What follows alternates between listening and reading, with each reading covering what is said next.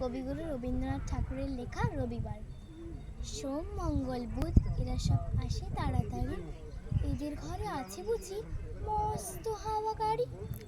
রবিবার সে কেন মাগো এমন দেরি করে, ধীরে ধীরে পৌঁছায় সে সকল বাড়ির পরে। আকাশ পারে তার বাড়িটি দূর কি সবার চেয়ে, সে বুঝি মা তোমার মতো গরিব ঘরের মেয়ে। সোম, মঙ্গল, বুধের খেয়াল থাক বাড়ির জন্যে, বাড়ি ফেরার দিকে ওদের একটুও মন নেই।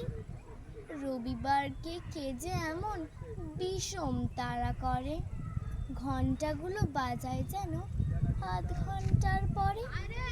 আকাশ পারে বাড়িতে তার কাজ আছে সবচেয়ে, সে বুঝি মা তোমার মতো গরিব ঘরের মেয়ে।